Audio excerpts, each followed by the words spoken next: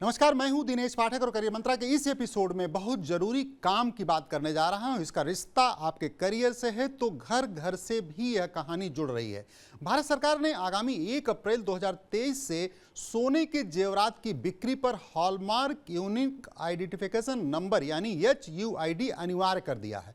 ऐसे में जानना जरूरी है कि हॉलमार्क सोना क्या है।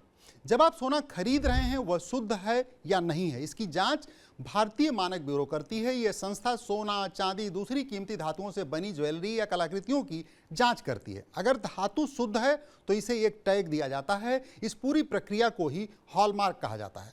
भारत दुनिया में सोने का दूसरा सबसे बड़ा उपभोक्ता है, पहले नंबर पर चीन है। ऐसे में लोग असली समझकर नकली या कम शुद्ध सोना न खरीद लें, इसके लिए सोने की हॉलमार्किंग की जा रही है। यह पहले भी होती थी, लेकिन 1 अप्रैल से इसे और आसान बनाया जा रहा है। आधार कार्ड की तरह सोने पर 6 अंकों का हॉलमार्क कोड अनिवार्य रूप से होगा। इस नंबर के जरिए सोना को ट्रेस करके ये पता करना संभव होगा कि कोई सोना कितने कैरेट का है। हॉलमार्क वाले सोने को इन तरीकों से परख सकते हैं, जान सकते हैं। हर ज्वेलरी पर भारतीय मानक ब्यूरो का ट्रेडमार्क यानी लोगो होगा।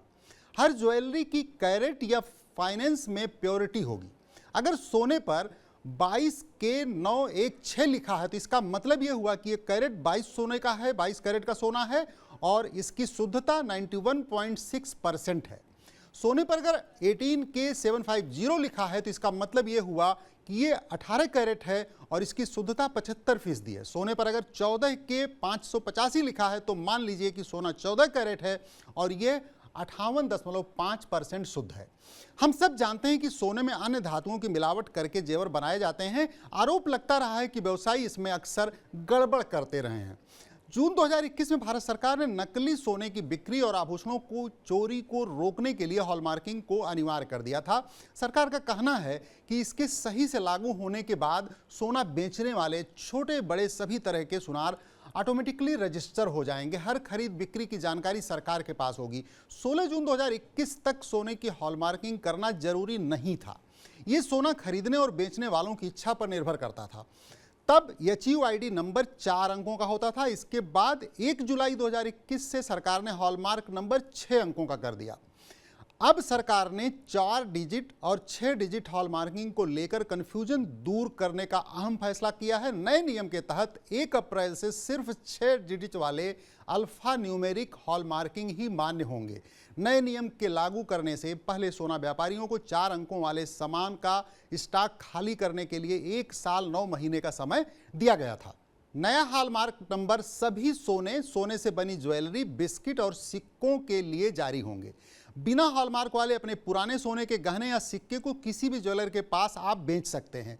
जब वो ज्वेलर इस सोने का नया आभूषण बनाकर कहीं बेचेगा तो उसे हॉलमार्क लगवाना होगा। नए हॉलमार्क नियम से आम लोगों को कुछ नुकसान नहीं होने जा रहा है। फायदा ये होगा कि अब आप हॉलमार्क वाले पुराने सोने को बेचने जाएंगे तो ज्वेलर इसे बिना कटौती के उस वक्त की कीमत पर खरीदेगा। हॉलमार्क का नया नियम फिलहाल सिर्फ सोना के लिए है, ये चांदी के लिए नहीं लागू है। नए नियम के लागू होने के बाद मेकिंग चार्ज पर कोई असर नहीं पड़ेगा, ये पहले की तरह ही लगते रहेंगे। आप हॉलमार्क वाला सोना या ज्वेलरी बेचने जाएंगे तो अब ज्वेलर्स इसमें कटौती नहीं करेंगे, वह सिर्फ आपसे मेकिंग चार्ज लेंगे। नए नियम को तोड़ने वाले ज्वेलर्स को ज्वेलरी की कीमत से 5 गुना ज्यादा जुर्माना देना होगा।